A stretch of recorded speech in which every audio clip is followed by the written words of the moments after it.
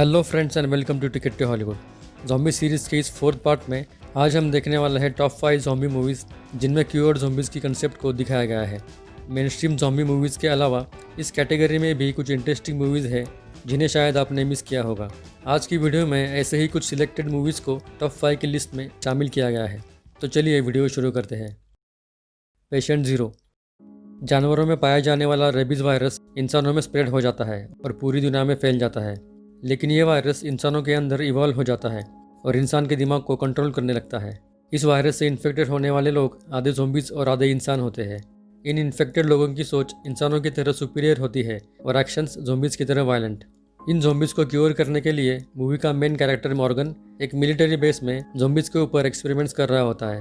Actually उसके ऊपर zombie attack हुआ होता है, लेकिन उसका ब्लड उस वायरस से इम्यून होता है, इसलिए वो ज़ॉम्बी में कन्वर्ट नहीं होता। अपने इम्यून ब्लड को यूज़ करके वो एंटीडोट बनाने के लिए ट्राई कर रहा होता है, लेकिन इसके लिए उसे पेशेंट ज़ीरो के ब्लड सैंपल की भी ज़रूरत होती है और यह पेशेंट ज़ीरो सबसे पहले इन्फेक्ट होने वाला इंसान होता है। ज़ॉम्बी अटैक से रिकवर होने के बाद मॉर्गन को पता चलता है कि वो ज़ॉम्बीज़ की लैंग्वेज को बोल सकता है, इसलिए वो कैप्चर किए गए ज़ॉम्बीज़ को इंटरोगेट करता है और उनसे पेशेंट ज़ीरो के बारे में इंफॉर्मेशन लेने की कोशिश करता है। आखिरकार उन्हें पेशेंट ज़ीरो मिल जाता है, जो ज़ॉम्बी बनने से पहले एक प्रोफेसर होता है।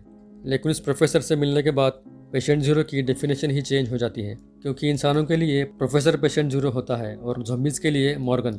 एक्चुअली वो ज़ॉम्बी प्रोफेसर मॉर्गन को एंटीडोट बनाने से रोकना चाहता है और अपनी ज़ॉम्बी आर्मी के साथ उस मिलिट्री बेस में एक प्लान के साथ आया हुआ होता है और एंड में दोनों पेशेंट ज़ीरोज़ में क्लैश हो जाता है। मूवी का कंसेप्ट अच्छा है, लेकिन इस कंसेप्ट को थोड़ा और डेवलप किया जा सकता था। ज़ॉम्बी जॉनरा होने के बावजूद मूवी में आपको थ्रिलिंग या हॉरर मोमेंट्स कम ही देखने को मिलेंगे, लेकिन मूवी वन टाइम वॉचेबल है और वो भी स्टैनली टूसी की परफॉर्मेंस की वजह से। 4.5 IMDb रेटिंग्स के साथ 5th place patient zero.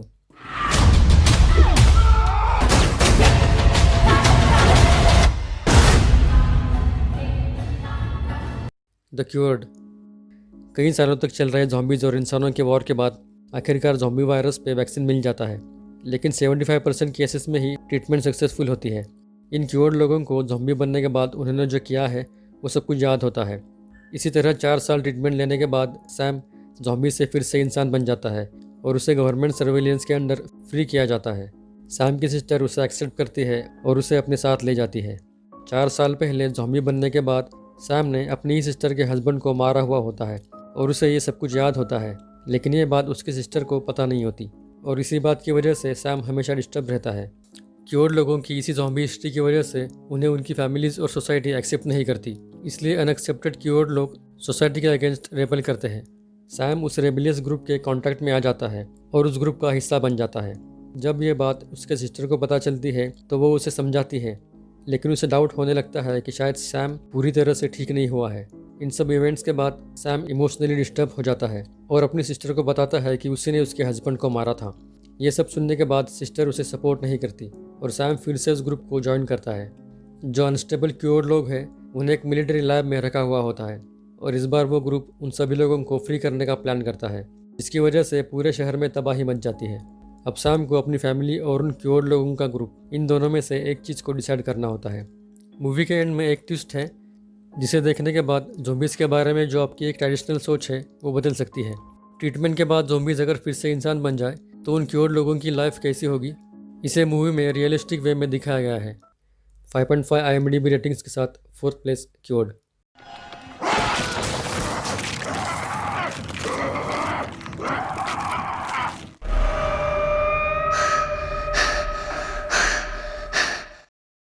The return. Zombie apocalypse के बाद ज़ॉम्बी वायरस का क्योर मिल जाता है, जिसे रिटर्न प्रोटीन कहा जाता है, लेकिन यह प्रोटीन उस ज़ॉम्बी वायरस को पूरे तरह से किल नहीं करता। इस प्रोटीन का डोज लेने के बाद इन्फेक्टेड लोगों के ज़ॉम्बी इंस्टिंक्ट्स को 36 घंटों के लिए सप्रेस किया जाता है, जिसकी वजह से इन्फेक्टेड लोग 36 घंटों तक नॉर्मल इंसानों की तरह रह सकते हैं और ऐसे लोगों को द रिटर्न कहा जाता है। एक्चुअली एक टेम्पररी सोल्यूशन होता है और हर 36 घंटों बाद इन्फेक्टेड लोगों को प्रोटीन डोज लेना पड़ता है, जिससे वो ज़ॉम्बीज़ ना बन सके। लेकिन जब न्यूज़ में पता चलता है कि प्रोटीन डोज का स्टॉक खत्म होने वाला है तो उसके बाद सिचुएशन अनकंट्रोल हो जाती है। प्रोटीन डोज ना मिलने के कारण इन्फेक्टेड लोग ज़ॉम्बीज़ बन जाते हैं और पूरे शहर को इन्फेक्ट करना शुरू कर देते हैं। इसी बीच एक कपल एलेक्स और केट उस शहर में फंसे हुए होते हैं। एलेक्स एक म्यूजिशियन होता है, लेकिन वो रिटर्न है ये बात केट के अलावा और किसी को पता नहीं होती।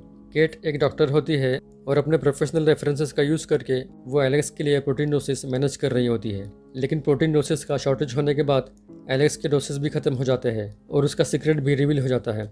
अब केट को 36 घंटों से पहले एलेक्स के लिए प्रोटीन डोज का इंतज़ाम करना होता है और इस टाइम की रेस में एलेक्स अपने आप को ज़ॉम्बी बनते हुए देखने के लिए तैयार हो जाता है। आज की टॉप 5 लिस्ट में सब्जेक्ट वाइज ये एक स्मार्ट मूवी है, क्योंकि मूवी में वर्ल्ड वाइड सिनेरियो की जगह एक इन्फेक्टेड कपल को फोकस किया गया है। मूवी लो बजट है, लेकिन मूवी की प्रेजेंटेशन और कैरेक्टर डेवलपमेंट की वजह से मूवी आपको इम्प्रेस करने में कामयाब हो जाती है। 5.9 IMDb रेटिंग्स के साथ third place the return.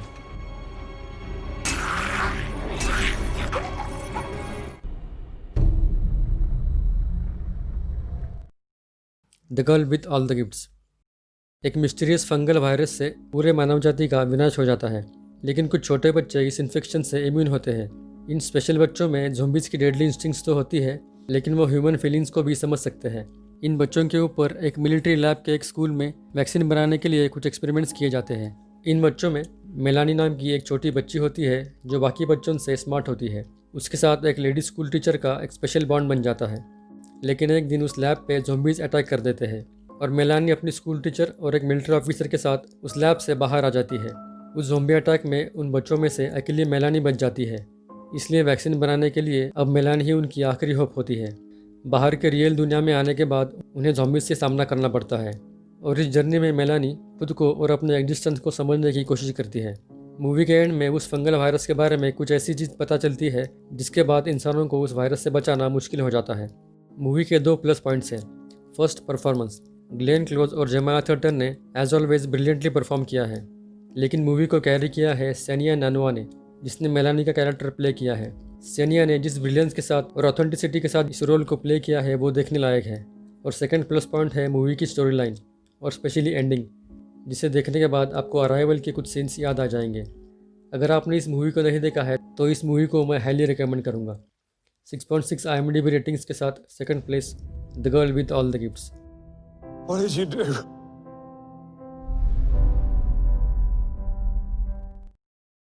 Fido. पृथ्वी के इन्वायरमेंट में स्पेस रेडिएशन लीक हो जाता है और काफ़ी सारे लोग उस रेडिएशन से एक्सपोज हो जाते हैं। रेडिएशन की वजह से हर वो इंसान जिसकी नेचुरली या एक्सीडेंटली डेथ हो जाती है वो मरने के बाद फिर से ज़िंदा हो जाता है और ज़ॉम्बीज़ बन जाता है। ज़ॉम्कॉम नाम की एक कंपनी इन ज़ॉम्बीज़ पे एक्सपेरिमेंट्स कर रही होती है। काफ़ी एक्सपेरिमेंट्स करने के बाद उन्हें पता चलता है कि ज़ॉम्बीज़ का ब्रेन डिस्ट्रॉय या न्यूट्रलाइज किया जाए तो ज़ॉम्बीज़ की पॉपुलेशन को कंट्रोल में रखा जा सकता है। अल्टीमेटली ज़ॉम्कॉम एक इलेक्ट्रॉनिक कॉलर बनाती है जो ज़ॉम्बीज़ के ब्रेन को न्यूट्रलाइज कर देती है। इस कॉलर को ज़ॉम्बीज़ के गले में लगाने के बाद ज़ॉम्बीज़ के ब्रेन को कंट्रोल किया जा सकता है। इसके बाद उन ज़ॉम्बीज़ को एज अ वर्कर या एज अ सर्वेंट फैक्ट्रीज़ में और घरों में भेज दिया जाता है। इन वर्कर ज़ॉम्बीज़ की और उनके मेंटेनेंस की रिस्पॉन्सिबिलिटी ज़ॉम्कॉम पे होती है। इन्हीं वर्कर ज़ॉम्बीज़ में से एक ज़ॉम्बी को एक family as a domestic hire करती है। इनिशियली सभी को उस ज़ॉम्बी के साथ एडजस्ट करना मुश्किल हो जाता है, लेकिन कुछ दिनों बाद टिमी और वो ज़ॉम्बी फ्रेंड बन जाते हैं और टिमी उस ज़ॉम्बी का नाम फाइडो रख देता है। लेकिन एक दिन फाइडो का कॉलर डैमेज हो जाता है और वो रियल ज़ॉम्बी बन जाता है। वो एक लेडी को इन्फेक्ट करता है, जिसके बाद शहर में ज़ॉम्बी आउटब्रेक हो जाता है और शहर के बाकी लोग भी ज़ॉम्बीज़ बन जाते हैं। पुलिस सभी ज़ॉम्बीज़ को पकड़ना शुरू करती है। ये सब फाइडो की वजह से हो रहा है, ये टिमी को पता होता है, लेकिन वो फाइडो को पुलिस से बचाने की कोशिश करता है, जिसमें उसके पेरेंट्स भी उसकी हेल्प करते हैं। बेसिकली ये एक हॉरर कॉमेडी मूवी है और मूवी का कंसेप्ट जनरल ज़ॉम्बी मूवीज से थोड़ा हटकर है। मूवी में फाइडो को 1950s के रेट्रो अवतार में दिखाया गया है और इस कैरेक्टर को प्ले किया है सर बिली कॉनली ने, जो एक स्कॉटिश एक्टर, कॉमेडियन और म्यूजिशियन है। अगर आपको चार्ली चैपलिन के ज़माने के ज़ॉम्बीज़ को देखना है तो वो आप इस मूवी में देख सकते हैं। इस मूवी को गुड या बैड की कैटेगरी में नहीं रख सकते। 6.7 IMDb रेटिंग्स के साथ फर्स्ट प्लेस फाइडो।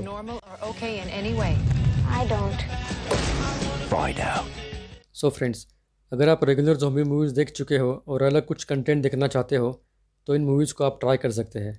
इन मूवीज़ को IMDb रेटिंग्स के हिसाब से रैंक किया गया है। अगर आपने इन मूवीज़ को नहीं देखा है तो इन मूवीज़ को ज़रूर ट्राई कीजिए। वीडियो अच्छा लगा हो तो लाइक करें, चैनल को सब्सक्राइब करें और हमें सपोर्ट करें। Thanks for watching, see you, bye.